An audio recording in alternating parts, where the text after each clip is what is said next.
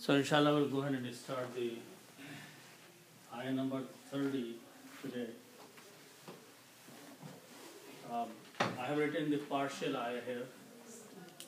Well, inshallah, see how much we can do. So the ayah starts with A'udhu billahi minash shaitanir rajeem. Bismillahir rahmanir rahim. وَإِذْ قَالَ رَبُّكَ لِلْمَلَائِكَةِ إِنِّي جَاعِلٌ فِي الْأَرْضِ خَلِيفَةً. So this is a very famous ayah of the Quran. And before we understand the meaning and the vocabulary of this, a simple background is that this ayah talks about the time when Allah subhanahu wa ta'ala mentioned to the angels that He was going to place or appoint Khalifa on the earth.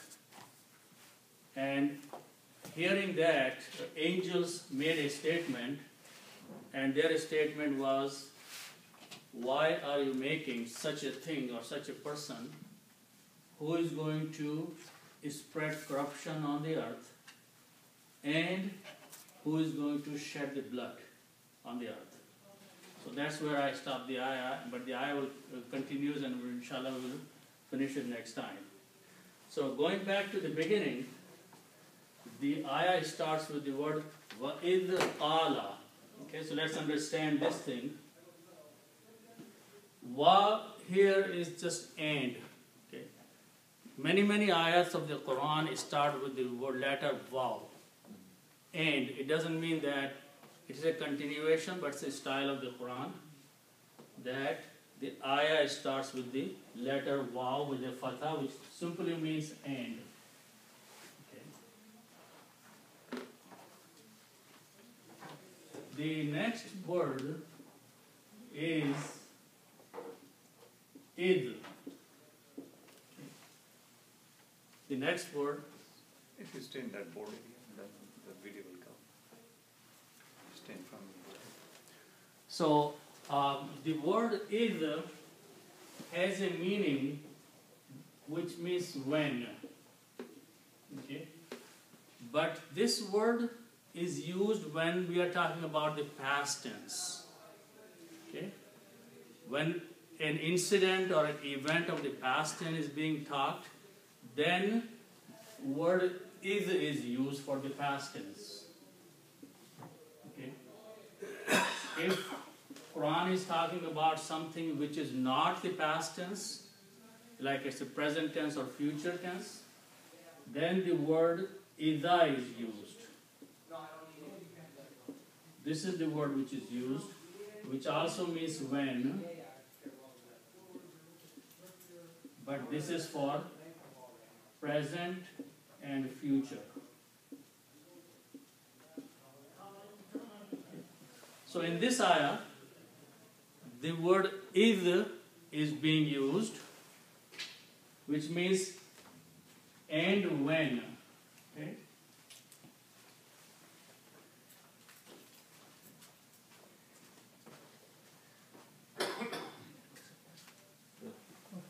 And when. Okay? The next word after that, it starts with these three letters. Qaf, Waw and Lam. The meaning of the grammar or the vocabulary that comes out of these three letters will have the English meaning of to say. Brother? So Qaf, Waw and Lam means to say. Okay? Now in the normal grammar, if you have three letters, Fa, and Lam, this is our template three letters that we use, which means to do. And if you put a fatha on each of these three letters, it becomes fa'ala. And fa'ala is the past tense of the third person, which means he did. So that's how we make the past tense of third person. We take the three root letters and put a fatha on each one of them. Okay? So if we do the same thing on these three letters, this will become Qaf with a fatah, Waw with a fatah, and Lam with a fatah on it. Okay? So this will be he said. It's a past tense for the third person.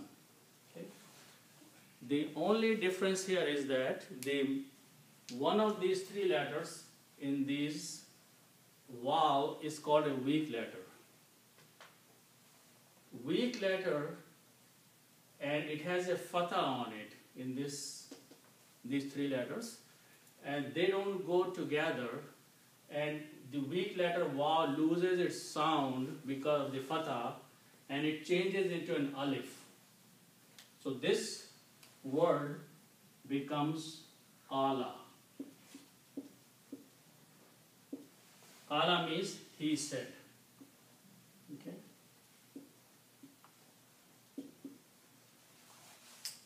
So the meaning of the ayah so far becomes, and when he said. Okay? Now we don't know who this he is until we read a little bit more. But the meaning so far is when he said.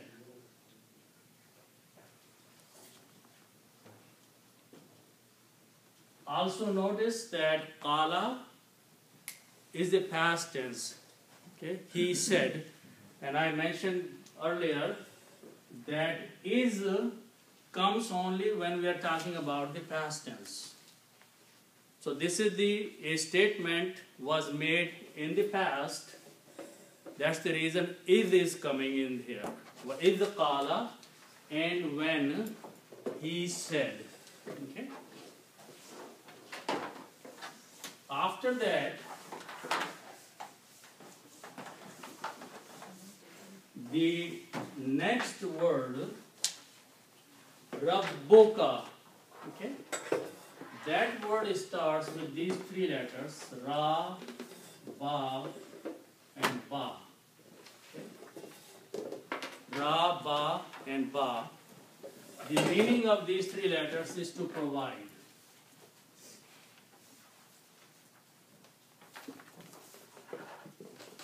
To provide or to sustain. Okay? When we combine these three letters, we can create a word which is called noun by combining with this way. Rabbun. Rabbun means a provider. Okay? It's a noun. Rabbun means provider. Okay? This word is also translated as Lord, which is commonly used by the translators. Rabbun means Lord. Okay? The complete word is Rabbun. Okay? If we stop and don't say the full word, we should say Rabb. We should try to pronounce Ba twice. A lot of people just say Rabb.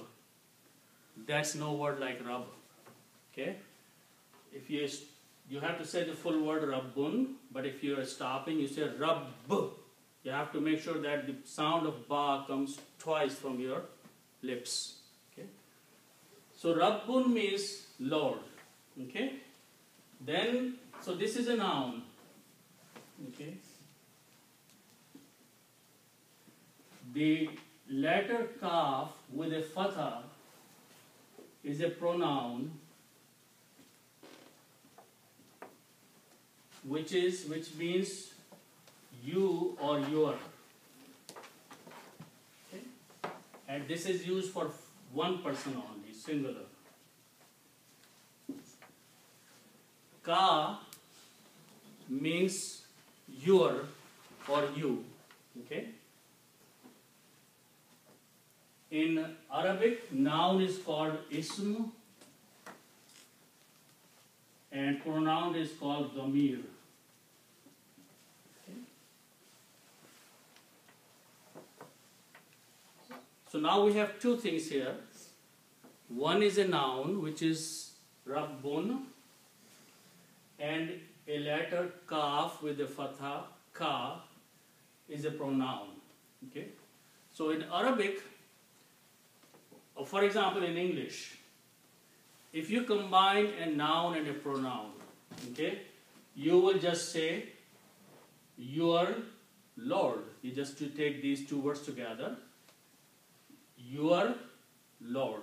Okay, so you just take full two words, one your and one is Lord, and you say your Lord.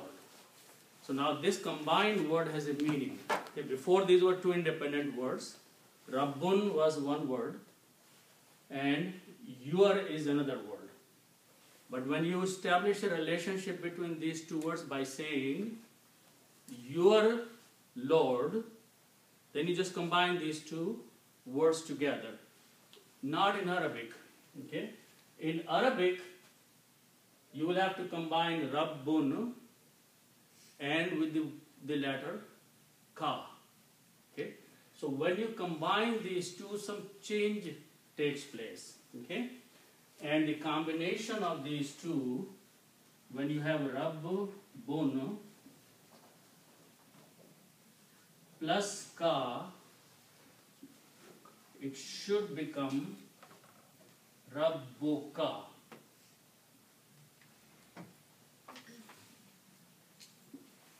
Once Dhamma goes away, we have sound of two dhammas, okay? Bun, sound of bun, okay?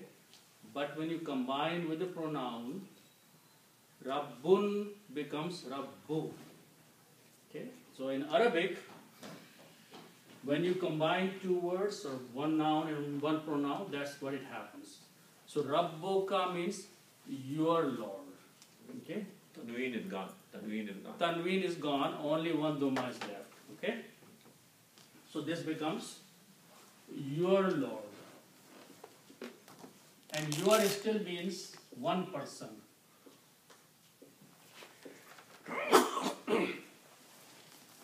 Now, because it is one person, the Quran is coming to one person, which is Prophet ﷺ.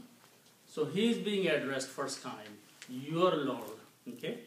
And then after that, when we read the Quran, which means Quran is addressing every one of us by saying your Lord. Okay?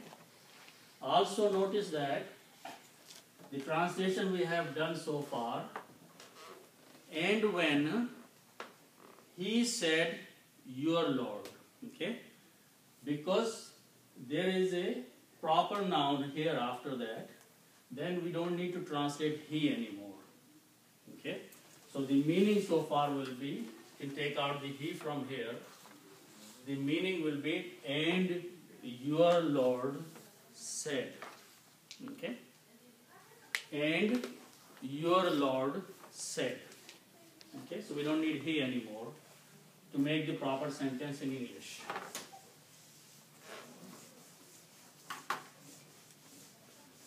So let's look at the next word after that. Okay. The next word starts with these three letters, Mim, Lam and Kaf. Okay. If I take these three letters and combine them this way,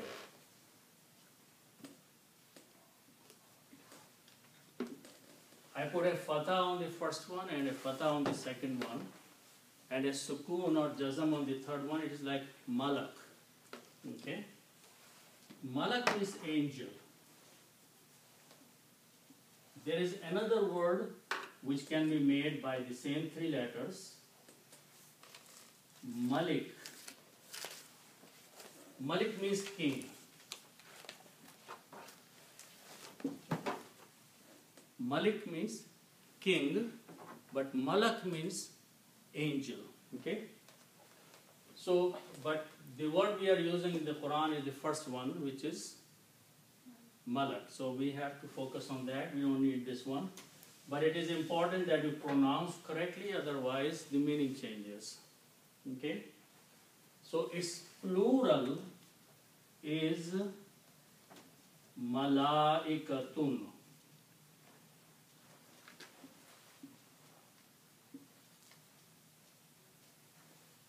Malaikatun means angels. It's plural. Okay. Malaikatun means angels, which is the plural of malak. Okay. This is one thing very important to notice here is that, as I mentioned, that if you have a word sajid, that means a person who is making sajda. If you have a word sajidatun, it's a feminine person who is making sajda. So in Arabic, you make a feminine by adding a ta marbuta at the end with two dhammas, sajidatun, hamidatun. But even though this word malaikatun has two dhammas and a ta marbuta, it doesn't mean that this is a feminine. The malaika are free of being male or females. Okay? Because every word in Arabic has to have a gender, feminine gender or masculine gender. So gender here is feminine, but it doesn't mean that they are females. Okay? So malaikatun means angels. Okay? That means that this word never been used before the Quran. And that No, this was Arabic word, they were using it. Yeah, it was being used. Yeah. Okay? So malaikatun means angels. Okay? Now, if I put al before that, al means the. Okay? Al means the. What al does? Al takes out one dhammas on the next word. Okay? So the word now becomes al malaika tu. Okay? So we have to remove one dhamma. And we will put in da before. Al malaikatu means the angels. Okay? Now, if I add one more thing before that, which I add in a lam with a kasra, this means two. Okay? So this will become two. Al means two or four. Okay? But here the meaning two is being used. Okay? But lam with a kasra, li, is a harf-jar. What harf-jar does? It looks at the next word, and if it finds a dhamma, it changes into a kasra. So it looks at al-malaikatu and will change this dhamma to a kasra. So this will be another change that will take place. Okay? So it will be li al malaikati, which will mean to the angels. Okay? Also, when you recite these together, we don't pronounce this alif. We combine this lam with this lam, and it sounds lil. Lil malaikati. Okay? And that is the way it is in the Quran. Lil malaikati. The way it is written, that here this alif is written, so this is just a different way of writing. You combine this and you make this short alif. Okay? So lil malaikati means to the angels. Okay? Lil malaikati means to the angels. To the angels. So when your Lord said to the angels, okay? So it's about in the past sometime Allah subhanahu wa ta'ala addressed the angels and He said something to the angels. Okay? But up to this point, the ayat says that sometime in the past, your Lord said something to the angels. Okay? Then what did he say? Next few words are the statement of Allah subhanahu wa ta'ala. Okay?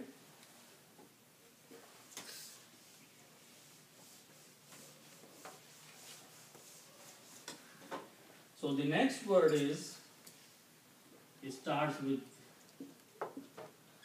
inna. Inna means surely or indeed. Surely. Okay. And ya means I or me. Okay. Inna means surely and ya means I or me. Okay. If I combine these two together, then it will be written like inni, like this, which means surely I.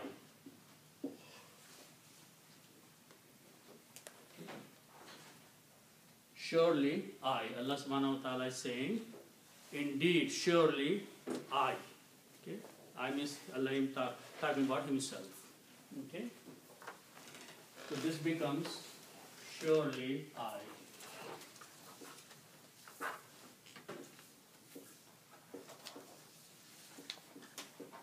Okay?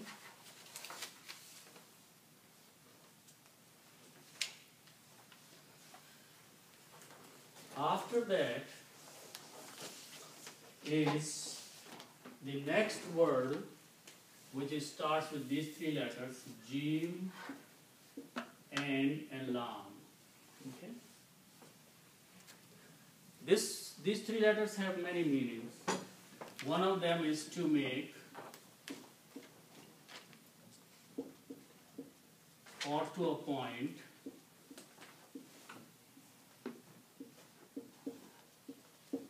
or to place. Okay? Several meanings for this word. Jim, Ayn, and Lam. Okay?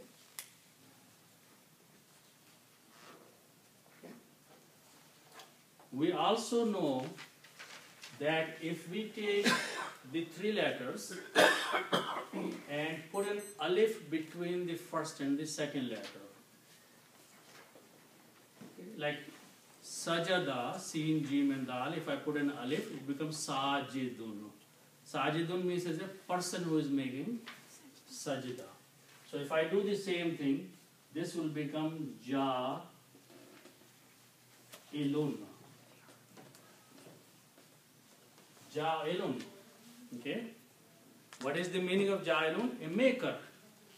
The one who is going to make. Okay? So it will be, one meaning will be, is someone who makes something, is a maker. Okay? Or someone who is going to appoint something. Or someone who is going to, it's a person, it's an individual who is doing something. Okay? Performing something. So you can call a maker, or you can say one who appoints someone, or one who places someone. Okay? So Allah says, I am the maker. You can say, I am the maker. Or, I am going to make. Okay? Same as Khalid. Khalidun, no, that means to live forever. No. I mean, sir, create. Create Khalidun, yes. Right. But here there is a difference. Allah is not saying, I am creating him in this ayat. Okay? He's saying that I'm going to put something somewhere. Means it may be that he's already created right now, but I'm going to appoint him now. I'm going to make him. Okay, make doesn't mean that I'm creating, even though it can be taken as the meaning of creating, but it also means that he is going to take which he already has created and put him somewhere. Okay? So that is the making or appointing or placing. Okay? And if it means he is creating, then it is creating. Okay? So here Allah says that I'm going to appoint, I'm going to place, or I'm going to make him something or somewhere. Okay? So that is the Ja'ilun. You can also translate that I am going to make. Okay? So, but I'm going to just write down maker, maker, because we understand what it means. Okay? Which means I'm going to make. Okay?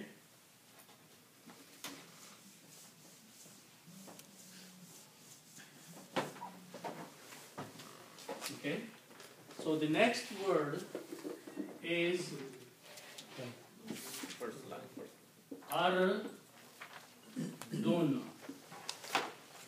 Ardun means earth. Ardun means earth, land. Okay, but here is the whole earth. Okay. And if I put al before that, it means the earth. By putting an al, it becomes the earth. But what also al does, al takes out one dhamma from the two, so it now becomes al-ardu. Okay?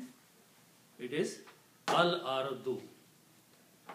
If I put another word fi before that, fi means in or on.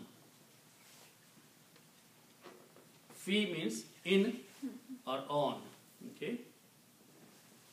Fi is a harf-jar also. Harf-jar will look again at the next word, and if finds a dhamma, it will change into a kasra. Okay? So now it becomes on the earth. On the earth. And when we read these together, we will not pronounce this alif, we will say fil ardi. Fil ardi means on the earth. Okay? Fil ardi means on the earth.